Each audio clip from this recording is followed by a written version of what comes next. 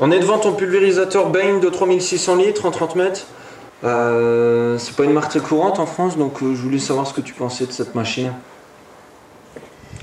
Bon, c'est un appareil qui est très simple, qui n'enlève pas certaines qualités. Il y en a une première, c'est le repliage en trois tronçons, enfin En trois parties. Trois parties. Donc ça, c'est déjà le gros avantage. Ensuite, on a deux pompes sur le pulvérisateur, une qui pulvérise et une qui brasse en permanence, sachant que les deux brassent quand elles ne pulvérisent pas.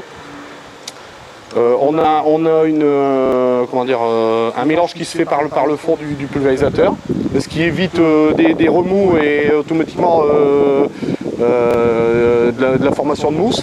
Ouais. Ça, c'est un autre gros avantage. C'est quoi alors ton remous? C'est deux tuyaux qui se trouvent sur toute la longueur du pulvérisateur. C'est des tuyaux qui sont percés.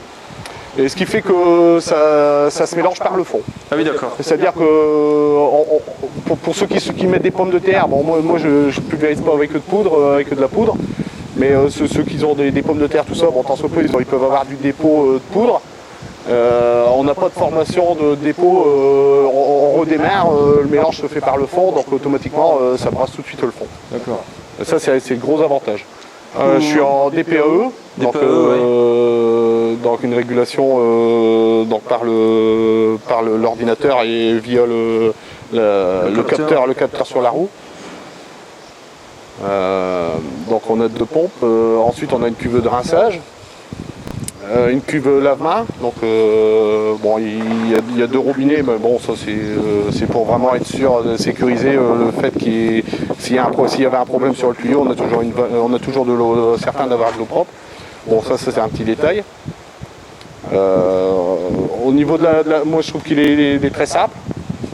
On a donc forcément on peut pomper, on a deux grosses vannes qui sont reliées dans chacune à une pompe.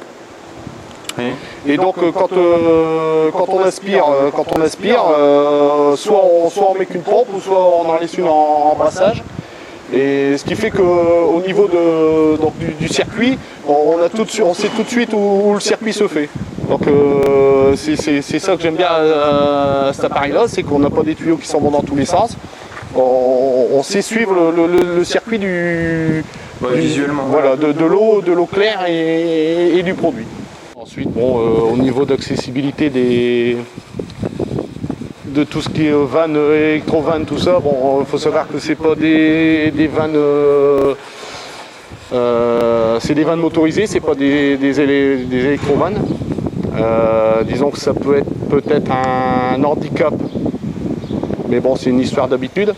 C'est-à-dire que la vanne motorisée, elle s'ouvre beaucoup plus lentement qu'une électro-vanne.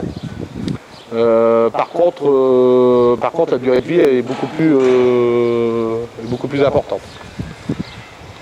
Donc voilà, sinon, quoi dire d'autre, au niveau de la suspension de rampe, on a une très très bonne suspension de rampe.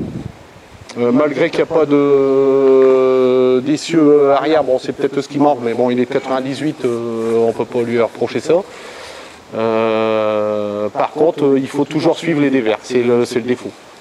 Il faut toujours être en train de manipuler le correcteur de dévers parce que c'est peut-être son système de suspension qui fait ça.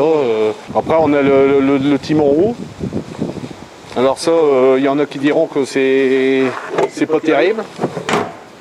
Moi je peux te dire que c'est un gros avantage pour ceux qui ont des petits tracteurs.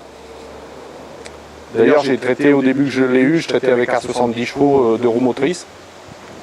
Et il y en a beaucoup qui me disaient c'est même pas la peine, tu n'y arriveras pas, tu vas t'embourber.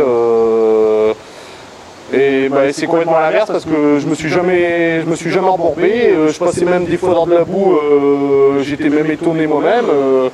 Ils m'ont dit n'hésitez pas à acheter un timon roue, vous verrez, vous allez voir la différence. Et effectivement, on a un très bon rapport de charge sur le tracteur, et ce qui fait que on ne s'embourbe pas, surtout en marche avant. Par contre, L'inconvénient, c'est en marche arrière. C'est qu'en marche arrière, forcément, là, on retire de l'adhérence au tracteur et on aurait tendance à avoir du mal à reculer. Qu'est-ce que c'est ce système ici? Tu as une. Donc j'ai le timon suiveur, hein, donc bon, ça c'est bien aussi. Bon, ça prend pas de jeu au niveau des articulations. Tu écrases de la culture ou pas? Enfin, avec ton pulvé, quand il tourne, il écrase de la culture ou il suit vraiment le tracteur? Ah, il suit vraiment le tracteur. Après, on a un réglage, donc une molette, un variateur, une vanne hydraulique qui se trouve ici, à ce niveau ici. On peut régler selon le débit du tracteur. Bon, souvent maintenant les tracteurs, on peut faire varier le débit, mais pour ceux qui ne l'ont pas, on a une petite molette qui fait qu'on peut réduire ou augmenter le débit de la nervosité d'hydraulique. En fait, c'est ça qui fait que ça va suivre beaucoup plus vite ou moins vite.